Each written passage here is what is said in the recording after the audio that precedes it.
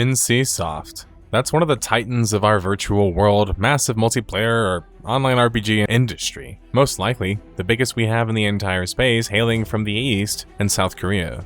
NCSoft made their name off of the earliness and subsequent superstardom of one of their first titles, Lineage, which as of 2025 has grossed nearly 10 billion USD in revenue, being one of the highest grossing games of all time. Not something we can typically brag about in our more niche industry here, up there with the likes of World of Warcraft of the West or perhaps more. Unlike Blizzard in the West, speaking of which, however, NCSoft wouldn't only rest on their laurels, as they would make subsequent Lineage titles including mobile spin-offs and remasters that would prove to be widely successful even today. But few might know of a third game that was planned in the series, an official sequel, actually, to the first game, quite a long time ago as well. That's because this title would later morph into what we'd know in present time as NCSoft's Throne and Liberty, set to wow the world being a AAA MMORPG in the 2020s. Throne and Liberty would first launch in Korea in 2023 before waiting nearly a year to launch in the West, which they did in October of 2024 as a free-to-play MMORPG. Despite having a reported budget of over 100 million USD and a lengthy development cycle of nearly a decade, and being free, Throne and Liberty would lose 96% of its population less than a year after launch. Considering the stature and who this was coming from, NCSoft, one of the titans of our industry, had many people wondering, why? Why did Throne and Liberty fail to garner an audience in both the East and West, and what were the largest contributing factors to its failures? Luckily, that's exactly what we investigate on the Death of a Game series, which is what this is, utilizing a timeline of events filled with bits of evidence, developer testimonies, and more clues to uncover the mystery behind why Throne and Liberty was unable to maintain its initially large audience. Detectives, we have a case to crack for Throne and Liberty, or something like that. The story begins far back, further back than you might be imagining even. That's not because NCSoft is ancient, and they are, being founded back in 1997, but because the story of Throne and Liberty actually begins back in November of 2011, with the announcement of a new Lineage title dubbed Lineage Eternal. Lineage Eternal, and this might sound confusing, was actually a true sequel to the original Lineage, and if you're confused, that's fine because a second Lineage already came out, but technically under a different denomination and was styled differently as a game, being 3D and allowing for first and third person play. Lineage Eternal, on the other hand, was a top-down 3D game just like the original was. We can see it first showcased at G-Star 2014, where it had a striking semblance to what would later become known as Lost Ark from Smilegate, another Korean developer. Lineage Eternal looked good though, considering how little ARPGs existed in a modern context in the West and East, besides the big ones like Path of Exile and, Diablo of course. This game version was actually designed utilizing the Guild Wars engine, which might surprise many watching. I think it looks and plays quite nicely from the small clips that were showcased. But the closed beta for the game would be reportedly delayed for a number of years before finally becoming a thing like 2 years later in November of 2016. Following the testing, NCSoft would receive enough feedback that would make them start to question their intention with Lineage Eternal altogether. They would go as far to change the leadership of their project altogether, bringing in a largely new, unknown leadership and moving from Guild Wars' proprietary engine to the Unreal Engine 4, likely opening up their accessibility in the process for their hiring too. Lineage Eternal would never come to light, sadly. Officially, Lineage Eternal would become something else, dubbed Project TL, November 2017, just a year later. For me, this signified major changes, not just a change in name. With the Lineage name no longer involved, this was not set to be their biggest game launch in the coming history, as that would probably be reserved to the new major Lineage title that they would ever drop if they ever do drop one, as it was their flagship series. And second, that now an entirely new IP had to be crafted, and that was not something historically NCSoft did very well or had a whole lot of respect for, especially in the West. Project TL not so secret once you figure out what the end result is, Throne and Liberty, but it was an entirely new project effectively, extending the development duration and budget for the game. Project TL would become Throne and Liberty years later in February 2022. According to producer Ong Jong-ok, Throne and Liberty would reflect the game's departure from Lineage and open up a new book on what was possible for new MMORPGs, gameplay, and possibilities. But the interview for me was a tepid one. It seemed like they were just merely acknowledging, hey guys, this isn't Lineage. Cool. Well, what was it? Was it ever going to be able to fully formulate its own identity too? Gameplay would be revealed in the spring of 2022, as well as more details concerning what was possible in the game. TNL featured high-fidelity graphics and a fast-paced, action-centric combat system, and allowed for interesting vehicle or minion play. At least that's what we could see from the early trailers. They even had things like a grapple hook to traverse the environment, large-scale PvP, boss battles, and in many ways was kind of looking like an Eastern version of Guild Wars. And that wasn't necessarily a bad thing, since it was bound to be more focused on some different things like vertical power progression in the form of gear, which Guild Wars wasn't focused on, so it had some hooks or fangs there. But it still could be its own great project too, but that was going to be a tougher task to ask, of course. The big info reveal, however, would happen later that same year, in September of 2022. Here we would meet the game's main design director, Moonswap Lee, who I can't literally find anything about, including if he was ever even involved in Lineage or any of the other major projects at NCSoft, but we're gonna circle back on that later. Moon seemed to like the stress about the combat being a major feature in TNL, and how the weapon system would dictate how a player would play their class, so to say, instead of an actual class design. This meant they were tying the skills to the weapons themselves instead, kind of like Guild Wars 2, except it was worse because it would actually dictate your class as well, while Guild Wars 2 has a bunch of different classes that are able to use a bunch of different weapons. But this system is done in a ton of other games like ESO and so on and so forth. I find it really boring and unimaginative, since it's so hard to tie a class identity and thus lore and story and roleplay ability, which helps you, as a player have an identity, to just a weapon. But Guild Wars are called out in the Korean press release, a major part of Lineage 1 too, so it's not just biting Guild Wars, to be fair. How they were going about it though seemed to be kind of like a mixture of the two, Lineage and Guild Wars. Moon and On would promise there was a nice mixture of content in the game, and that liberty in the game's name stood for the liberty to choose to play the game how you saw fit, which was a cool and lofty idea, but could also become a poisonous promise if not delivered upon. Instead, the throne part of the name, which stood for those climbing for power, could be all that there was.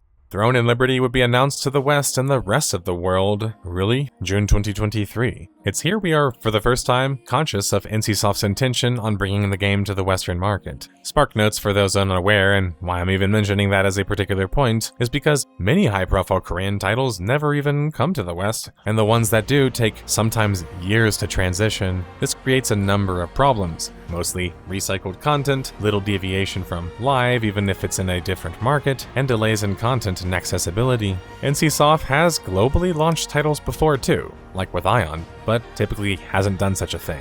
While NCSoft has self-published in the West in the past, these days their operations there are much more scaled down after an inability to penetrate said global market.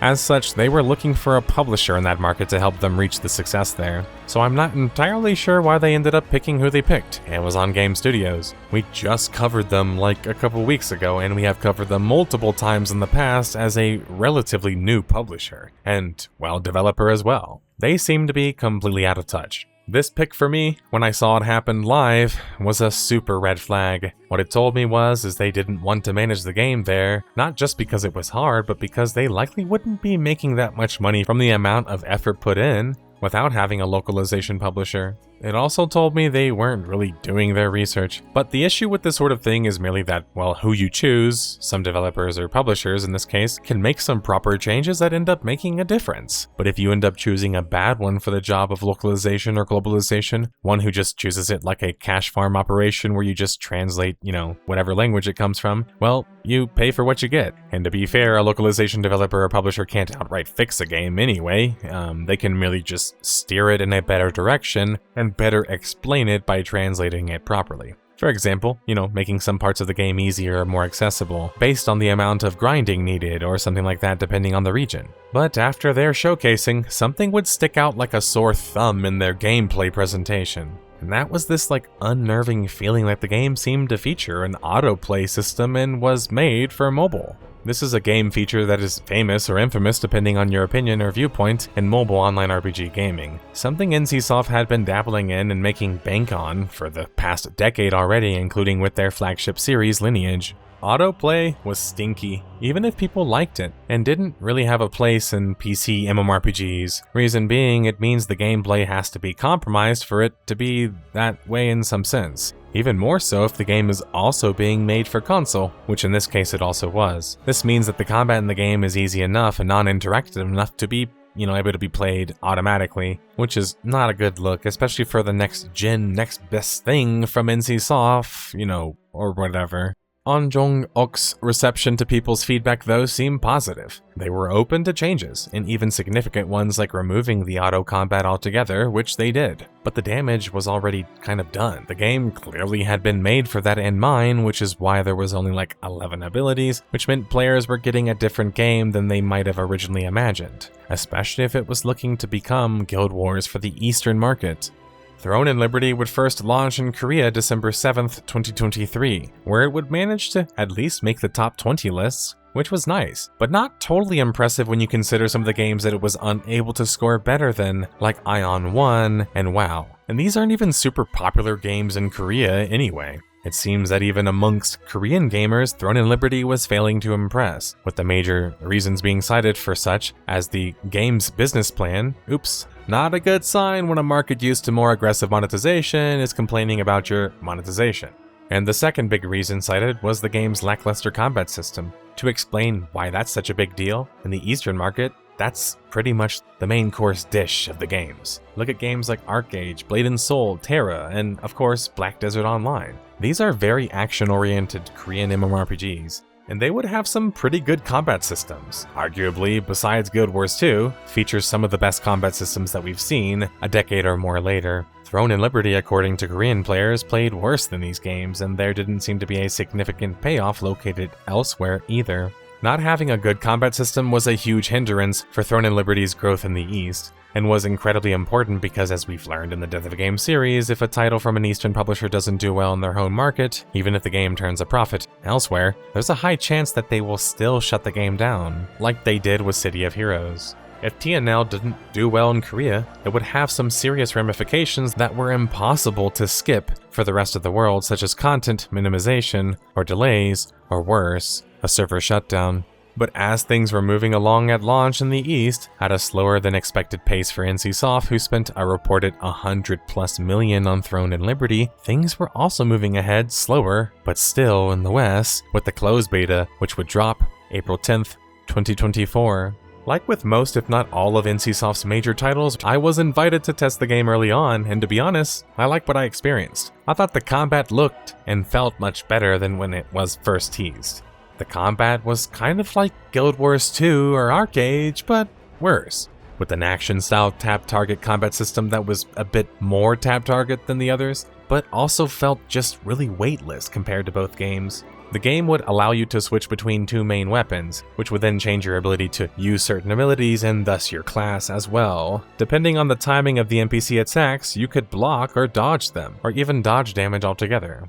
The guild systems being a major focus in the game was an interesting hook to me, as there are not many games on the market that are like that right now. But there was a little sneaky feeling I got when testing the game early on. How hollow it felt such a pretty looking game managed to feel. The same feeling I got when playing New World, ironically, but we're going to talk more about that later on when the game launches. Following the Korean launch and their quarter financials being updated, NCSoft would make a surprising move and refuse to break out the revenue for their newly launched MMORPG Throne and Liberty, despite having done it in the past historically with their other titles. The only possible reason I can imagine for this is that, well, the game wasn't making how much money they were intending it to make.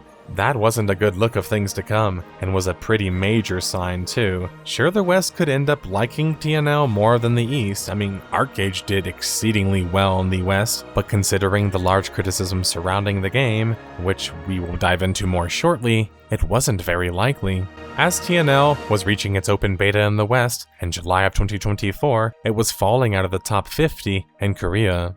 The West was so starved for a new game though, that I would hear positive impressions from the game's open beta, though part of that was also related to how little people got to actually test the game during this testing phase, making it quite hard to actually get a really good feel of how the game was set to be, since MMORPGs take more time than just a couple of days to make such assessments.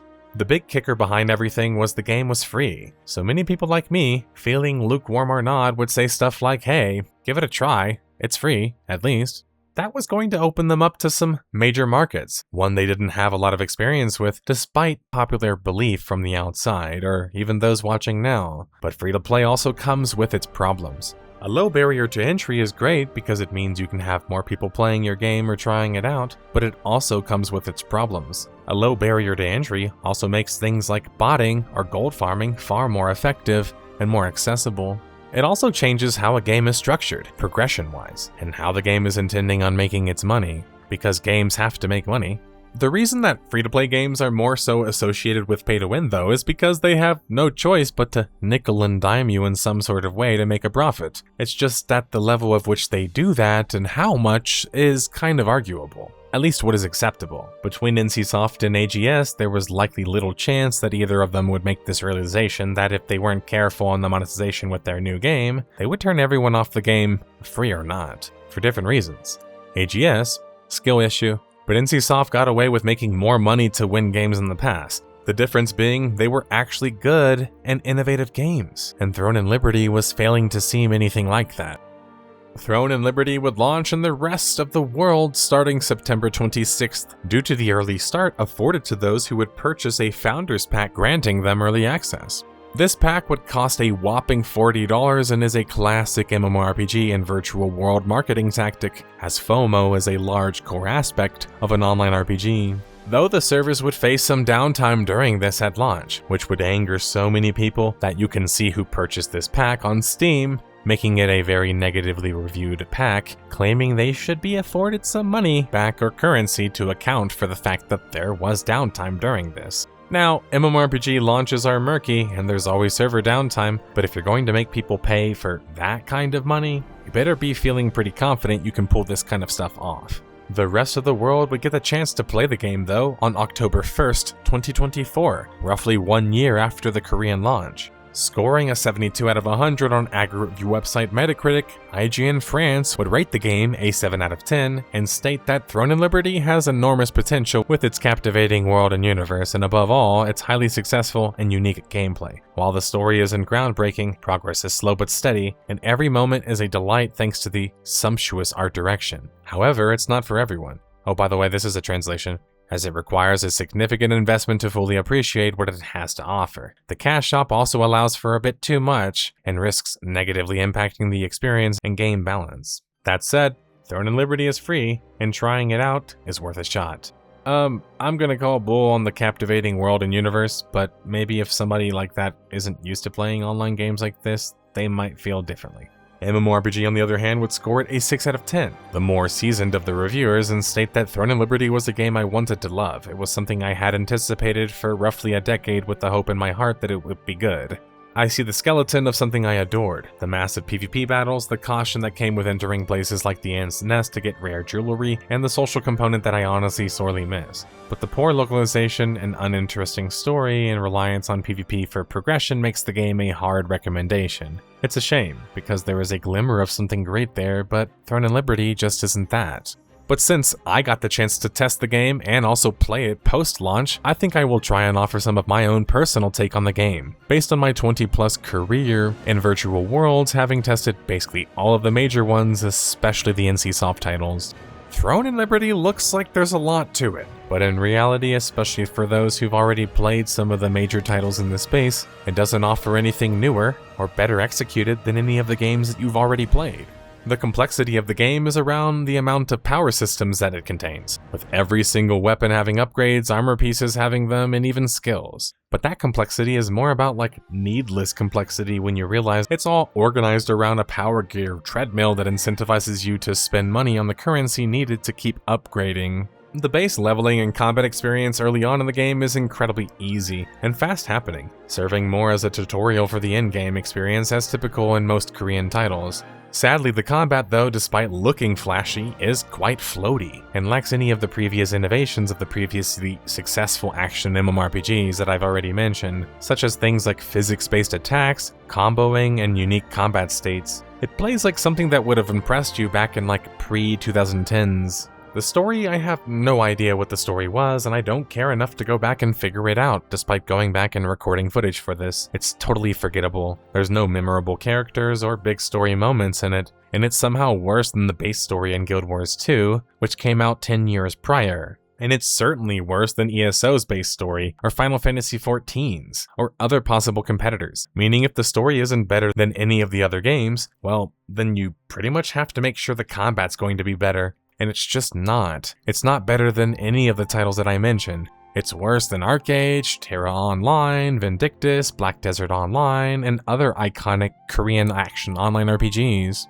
TNL is a hollow world where you can't remember anyone's name that you interact with in the game and reflexively skip the text to get to the next quest and to the endgame, which is level 50 and beyond. And if you aren't willing to team up with a powerful guild, good luck getting anything done or getting any world boss drops or participating in the world versus world form of siege battles or PvP around the map. There's nothing wrong with having a game be more group focused or PvP focused or whatever else. But the game also has to build or offer an environment that allows for that, and one that also makes it easy for players to group up and play together. And it still has to also allow for more than just one type of group play, which sadly in Throne and Liberty, it didn't. The majority of the game is centered around PvP, which is not that strange as it's typical in most Korean MMORPGs. That being said, the problem was if you're trying to relate to a Western audience with a formula that hasn't historically worked there besides Ion, and even that's questionable, you should probably make sure it doesn't come across that way. And, well, it's more accessible. Instead, TNL is built on the same core as Arcade and Lineage was, both created by the same creator, Jake Song. Except he wasn't involved in this project, and there was no innovation probably because of it. That's accruing power and grinding to become more powerful, before your guild then is able to dominate other guilds in PvP. Whales versus whales, where the biggest spenders are the biggest threats. The difference being Lineage was one of a kind at the time it dropped back in 1998. And Arcade was and is still one of the most innovative MMORPGs ever. Throne and Liberty? It feels like Unreal Engine 4. The MMORPG, which comes with its pluses and minuses, but mostly minuses as the incredibly generic world and graphics just do the game no favors. There's nothing wrong with the core of TNL being predictable, or being the same sort of content that we've seen before, but if it's not executed in a better or more exciting way than what we've seen before, it's not likely going to draw people away from the games they've already been playing regularly. TNL seems to have the exact same content ideas as Guild Wars 2 did, but 10 years later, with none of the same tools or features or innovation, and nothing else to show for it either. It feels like a game made in a vacuum, a common phrase I've been uttering when referring to virtual worlds in the past 10 years. According to IGN and reports from AGS, Throne and Liberty had reached a whopping 3 million players in just 1 week, and reached as much as 330,000 peak players on Steam. It should be stated though, that players could refer to someone just playing as little as just a minute, and it's hard to parse that data as something significant other than just meaning that it reached a lot of players. What's more important is how fast they would burn through said player base, or how fast they would gain new players. Speaking of burning players out though, that seemed to come kind of on accident, as AGS seemed to be oblivious to the fact that if they offered server transfers from early start servers to the fresh start servers, even if it was on accident, players who did that could ascend to a power level untouched, and do so as a guild, locking down parts of the world and map to even further assert their power. And that's exactly what happened. While AGS would course correct a little by forcing those players to transfer back, guilds were still able to lock down servers, and did so just like they did in World of Warcraft Classic. These guilds would team up and keep other players from even accessing parts of the map, one-shotting you instantly as you would load in or attempt to flee. They would then have access to major field bosses, dungeons, and later on, raids that you wouldn't. This is where PvP takes a major step into the picture, but ends up becoming just a major barrier to enjoy any of the other parts of the game too, and it clearly is the major focus in TNL. That's because there was almost no way to avoid the conflict, despite promises of other ways to enjoy the game. You can't even travel to one of these key bosses or key locations without just getting whacked. And since gear score matters so much in this game, even more than skill, which is kind of the classic KR virtual world rat race thing, where PvP is the actual focus of the game and PvE and grinding are just kind of like a means to further and strengthen that end, you can literally get one shot if you make any false moves, making playing just after reaching max level quite difficult if you're not willing to join an already winning or big successful guild. While ArcheAge suffered from this as well, at least in that game you had a world to discover, and more things to do, like trade packs, fishing, traveling on your boat, and so on and so forth. Throne and Liberty was so empty. A few weeks after launch would be the update 1.3, which was well received because it would allow you now to queue for all dungeons at the same time, and now you couldn't kick players in the middle of a boss fight. Yeah, that was a thing. It was actually like a prominent thing. If you missed a key dodge or made a mistake, you could get kicked in the middle of a fight. That's because Throne and Liberty is an endless treadmill designed that way in its core systems. The amount of ways you can spend money on this game is insane, and the amount of things that you can grind are innumerable. Everything is set up just like a little dopamine casino hit, waiting for you to take or make your next hit. And because there isn't any uniting story or community aspects of the game, outside of your guild especially, players are more likely to be toxic to each other and not want to help each other. This is made worse by the fact that in order to even get your higher level gear in TNL, you have to endlessly grind the same dungeons. I'm talking about doing the same dungeons 30 plus times, because the most ideal thing is just completing the same dungeons that you already did and getting your tokens. And even then, that's the best case scenario. Some sets could take you even longer, because you're not guaranteed a drop, even for your weapon. Free-to-play players would naturally start running out of tokens needed to even do the dungeons in the first place, which was probably on purpose, right, and designed? Further time gating you. And before you say, hey, time gating is good because it makes content more approachable and casual, sure, that might be true, but TNL was allowing you to pay your way past this problem, which was just another way the game was incredibly pay to win. Layoffs would hit the TNL team, which was sort of expected after its launch, with some positions becoming redundant. But Vice was reporting there was more than just that, with the possibilities of mass layoffs. These layoffs were met with a company restructuring, the spawning of 3 new game studios under the NCSoft banner, with one, Studio X, now being in charge of TNL. This studio, led by the producer Moon-young Choi, who took over after An Jong-ok departed, would now be in charge of handling TNL's affairs and future content. Leaning up by NCSoft in preparation for their post-launch window for their next game was worrying, when Leaning Up was taking chunks out of their company. This was a game that was built on adding content consistently and building that game, its mechanics, and its world. They couldn't afford to lean up too much because they already spent so much money on the game. When you've spent more than $100 million on a game, that means that your ROI is expected to be at least double, triple, if not more than that. To accomplish something, that's a lot of success that you're expecting. That means out of all of the 3 million players who tried the game in that week, they would have had to spend $33 on it each. Meaning if you're trying to build a free-to-play game that milks you over time, even that wouldn't make enough money in such a short time. It would take them a year or years to make that kind of money back, if they ever would. But these layoffs were likely coinciding with the lack of success, with TNL back in the home market of Korea. Within 1 month and the peak population would half or more, showcasing that free-to-play or not, the player drop rate wasn't going to be outpaced by the entrance rate. This hemorrhaging rate was nearly unstoppable at the rate in which it was going, and it was going to eventually lead to the death of the game. November 13th, 2024, and a major update would trigger, bringing with it some much requested changes. One of them being a highly requested and utterly random that it was even in the game, Peace Mode World Boss change. These changes would have a timer to spawn a safe passage portal to go fight the world boss. This would allow for some players, for the first time, the chance to go fight the world boss. Now that's awesome, but it highlights an even worse problem of the game and arguably one of the biggest problems of the game for those who've actually played it, and that's the gear treadmill in the game. Yeah, sure, you probably correctly expected an intense one when it comes to a Korean MMORPG, especially an NCSoft one, but the gear treadmill in TNL wasn't just big and problematic, it was totally boring and robbed you of one of the greatest joys of playing an online RPG, and that's looting and powering up your character.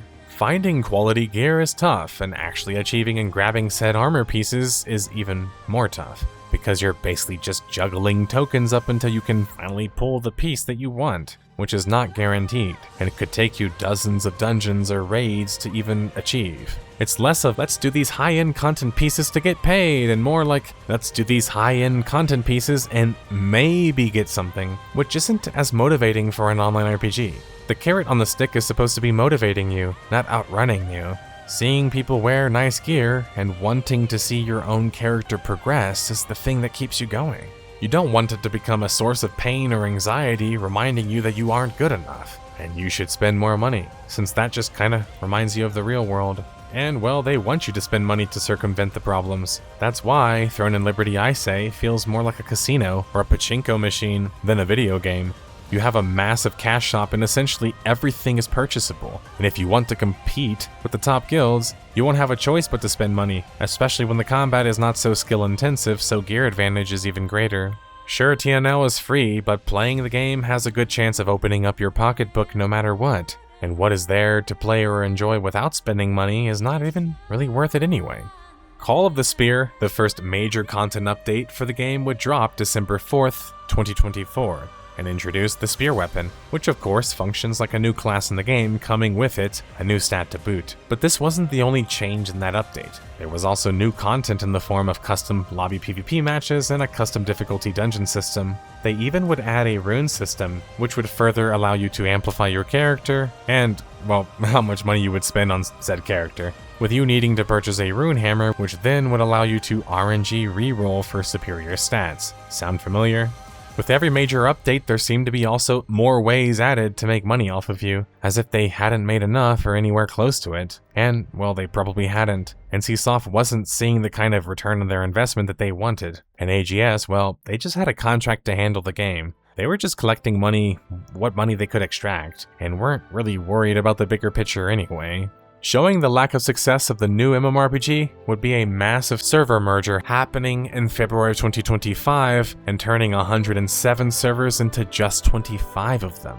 By this point, the peak population also would hit under 40,000 players, and while it would jump up above one more time, it would never quite reach this level of popularity again. But TNL wouldn't stop putting out content, with their first major expansion to come, March 2025, introducing a new zone to the game, customizable weapon masteries, and more dungeons and unique events. And look, I have no issue with repeatable content or even grinding, depending on the context. But if that's all your game has to offer, it better have really good combat, or a good community to accompany it. TNL had neither of those, so repeatable content was basically all you had to do in the game, and it's even stranger when Tico, the game's design manager for AGS, is talking about classes. Meanwhile, unlike Guild Wars and TNL, these classes are just more like archetypes, with two weapons mixed together. Like, you guys should probably use better terminology or more accurate terminology, right? But anyway, the new lands introduced would almost double the game's landmass and increase the level cap to 55. It would also introduce Tier 2, solo dungeons, and the ability to PvP in 1v1 arenas.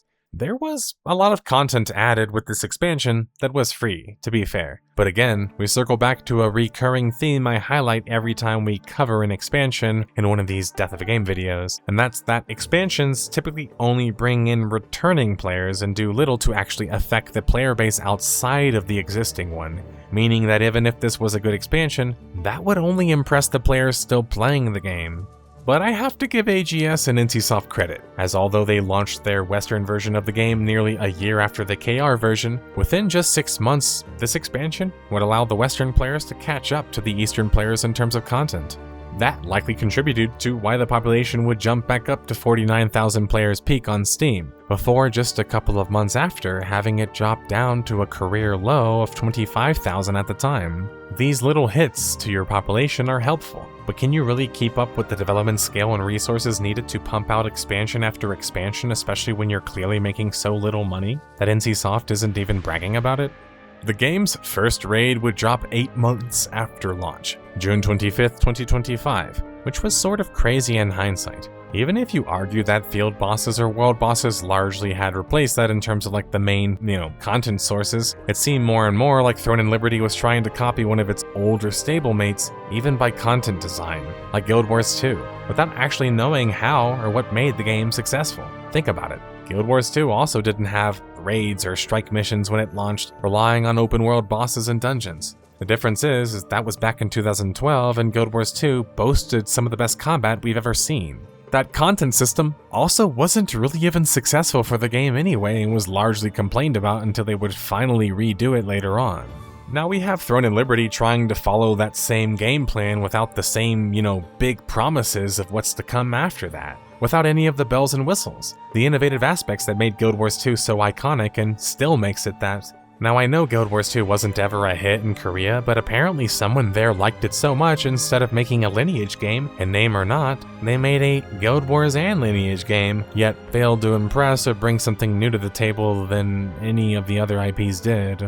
The new field event would be added for update 2.18, but again, while these events were fun and looked nice, they offered nothing newer or better than Guild Wars 2 in what it was offering, or even Warhammer Online. Worse, they had a worse tagging system where you'd be lucky to even get a participation trophy if you killed a field boss in TNL, or feel like you have made a difference. How TNL's system there is worse than Guild Wars 2 or the game that they learned it from, Warhammer Online, is just bewildering to me. What made Japan's foray globally into MMORPGs and MMORPGs less so successful was their willingness to study the titans of the industries, Diablo, Ultima Online, and of course, World of Warcraft, and learn from what made them so special. While Korea has been successful, and arguably the most successful in the realm of virtual worlds, they seem to lack the same ability to study a genre or game and perfect it, something they ironically showcase more so in other aspects of tech. But this is exactly the game that they're trying to make with Throne and Liberty, without any of the market research or features to be competitive therewith. This would be reflected in the game's population, which would lose 95% of its population by September 10th, 2025, hitting as low as 25,000 players.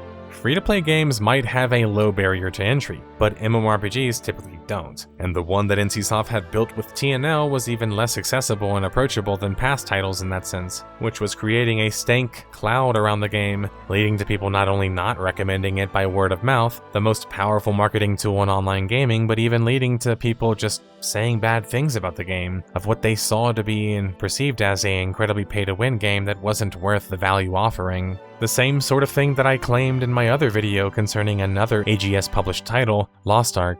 There was nothing wrong with being a product good at making money, but if everyone can smell that stench of money hungriness on you and you feel desperate in the context of media, even, meaning you don't impress enough to be worth it or to hide that veneer, people are going to be wiser about your plans to make money there, then provide value. And that's an important balance in business that you can't tip too much into one direction.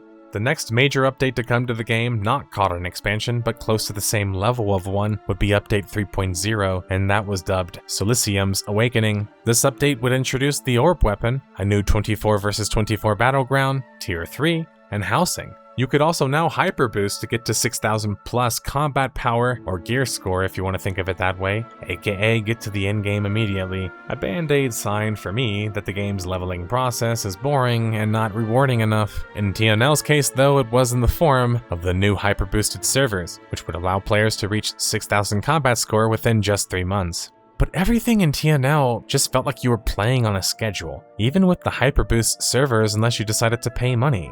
But hey, adding housing was at least adding more ways for players to enjoy the game, outside of the power grind of PvP or PvE. It's just that adding community features doesn't give your game a community. You have to have a number of them working in tandem together and build the right kind of mythos that also supports that.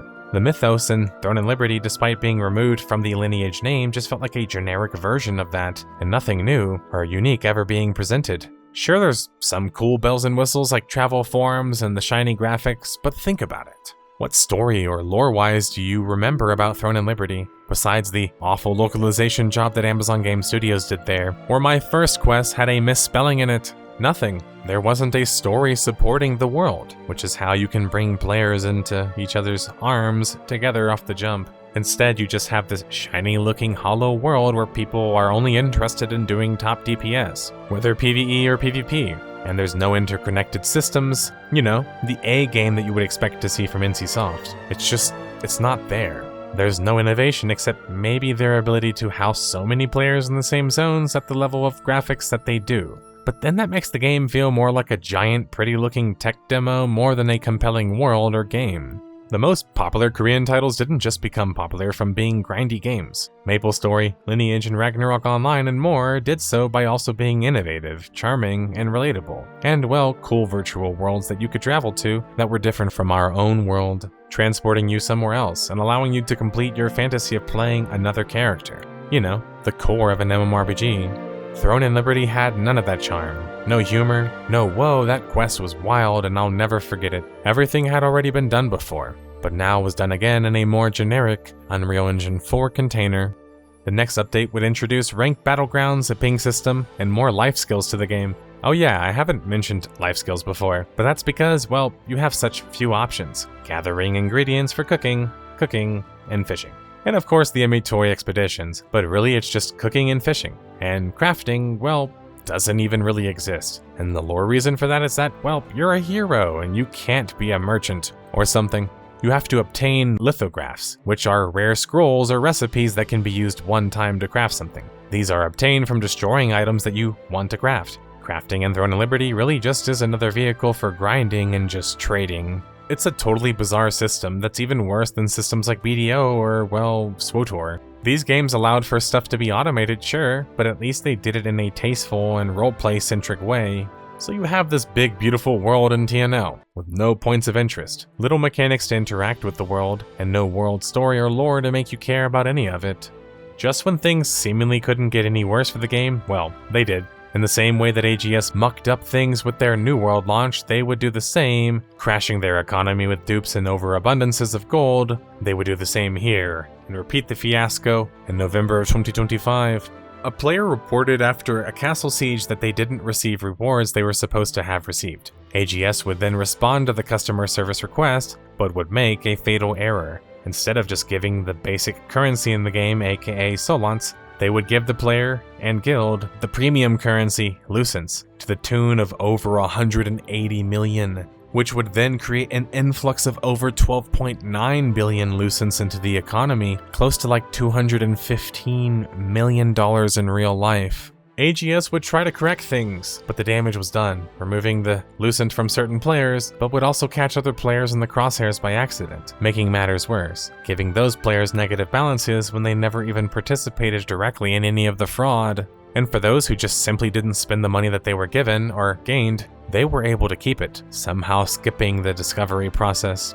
Once again, we have AGS literally ruining the economy of their newly launched virtual world in under 2 months flat, just like they did with New World. And that's why I make these videos, guys, and why I get so passionate. Because if I can just make even just a little bit of a difference, that's good enough for me. Because we just had a titan in the space with more money than you can shake a stick at make the same mistake back to back. And they're the only publisher in the West for MMORPGs or online RPGs even making moves right now. It's totally depressing. And to NCSoft, sorry, but it's hard to feel sorry for you guys. You have to do way better research because you can't say, how could this have happened, when we literally saw it happen before. AGS hadn't improved. They were the same studio just trying to milk and have commercial success without offering anything artistically impressive themselves. A corporate ghoul.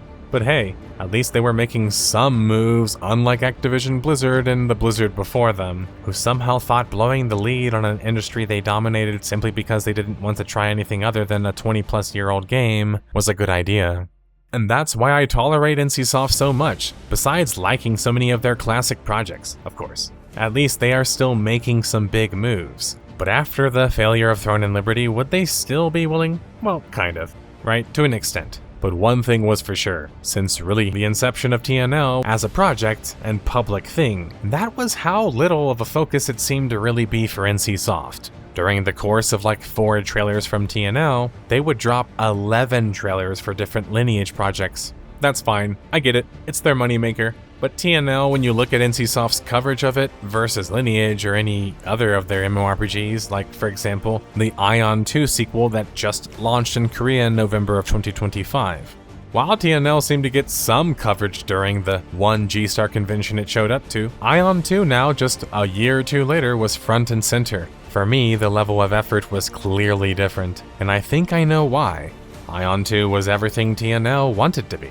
It was playable on both mobile and PC devices, seamlessly, able to transition between them even, and boasted the newer and more powerful Unreal Engine 5, and well, was from a famed IP that already had popularity and success and a good name in Korea. Throne and Liberty was like a Frankenstein project that it was a surprise it even passed the finish line in the first place, given its history. Led by elite executives that I've never heard of nor seen a public profile for. Whether that was misguided trust or more signs that NCSoft just wanted to get things over with, they didn't really seem proud of their new game. They seem resistant to even doing collaborations with PCbangs, which is kind of the whole thing in Korea. TNL was a strange project. It's a clear desire to go global without first paying attention to if they would impress their own audience at home. And to finish my point about an unknown cast of characters leading things, I think there's zero excuse for this in 2026. If your main developer doesn't have major history working on major titles when working on a major AAA MMORPG, they should have a massive online profile. I should be able to search their name or one of their screen names like you can do with me, and see things about them as a player. Connections, posts, records, you name it. We need to bring back gatekeeping to the virtual world industry. These guys should not be in charge of systems and games' major directions if they don't have a profile, and if they've never played the games or have a deep understanding of them. The weirdest thing is while we expect AGS not to learn from this because they've already showcased that, NCSoft seemed to not learn from it either, as New World just had the exact same issue, with an inexperienced executive cast of developers being in charge of a new genre-defining MMORPG they didn't even understand.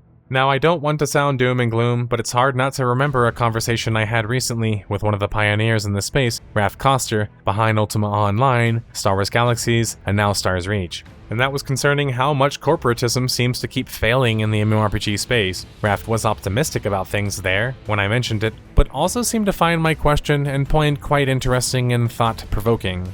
Sure, corporations can work in the virtual world industry, but it has to be a corporation who understands how the industry works, and how the majority of the money is made, how the sausage is made, and well, that's not initially. It takes time to make money in this industry, and well, we have to find one that won't overexert themselves, since technically one already existed in Sony Online Entertainment. I digress. But NCSoft was seemingly out of touch with Throne and Liberty. And only time would tell if that would be the same for their recently launched Ion 2 as well. NCSoft have been resting on their laurels a bit now for a decade, rehashing and remastering their old virtual worlds for mobile devices to massive success, I should add. It's possible their rustiness was also a major factor in their lack of ability here. Why make a new IP when you can just keep redoing the old ones for zillions of dollars, right? After the major currency fiasco, the population would drop, probably understandably, to just 13,000 peak players. Now, TNL would receive more updates, weapon balancing, competitive battlegrounds, and more to come. But after the currency kerfuffle, it didn't even seem like the hardcore players had faith in AGS or NCSoft anymore. As of now, in January of 2025, TNL has less than 10,000 players playing at peak, and these numbers will likely only continue to drop, and that's just 0.3% of that original 3 million players reached in a week number. And more realistically, 3.3% was the only amount of the original population left on Steam. Considering players were wanting core fundamental changes to even considering playing the game again, or just wanting a new game, the likeliness that TNL will make a comeback is pretty minuscule. Hell, not even NCSoft believes that it's going to make a comeback as they continue to not break out the game's revenue nor announce any big changes to come. They also seem to lately have dedicated the majority of their resources, including budget, marketing, and so on and so forth, to their newly launched in Korea MMORPG, Ion 2, which is promised to launch in the West sometime in the second half of 2026. Though no publisher has announced for that yet, so maybe they will self-publish, having learned their lesson. Nope, NCSoft though, regarding Throne and Liberty though, has moved on. We haven't seen them post about the game on their YouTube channel in over a year, and TNL, to my knowledge, wasn't even at the recent G-Star event. Throne and Liberty, despite a $100 million plus budget reportedly and nearly 10 years in development, had failed to captivate an audience just past 2 years, making it ranked amongst some of the major failures on the channel, like King of Meat, New World, and even Crucible, all coincidentally also other Amazon Game Studio failures. The music is playing detectives, but don't worry, I won't beat up on corporate too much, guys. We've reached the end of this mystery. It was a long and twisty case, but I hope you guys were able to pay attention to the clues along the way as they unfolded, so you already have an idea of what's coming next. In the final deduction, where we crack the case for good. Lack of innovation or memorable features. The combat is just a dud. The game plays like a mobile game, but still isn't one. Large live development mistakes were made. Throne in Casino, or TNC. Development hell, including a complete change in direction and game style. A lack of meaning in the world. NCSoft and their name come with big expectations, and I don't think that that's unreasonable. This is the Activision Blizzard of the East, and then some, because they were actually still making games. But even though they've never been the most successful globally, we still have that expectation for them to come correct, and at least make better games than the ones they've already made before. Throne in Liberty is anything but that. It's an Arcade clone without Jake's song. It's Lineage, but 20 years later. It's Guild Wars 2 of the East, the Temu version. Now, with the length of this video and my exhaustion regarding the recent corporate failures and, of course, my voice leaving me as it always does, I must bid you detectives farewell. Let me know in the comments below what you liked or didn't like about TNL, and any reasons you think I missed for why it ultimately failed. Until the next case.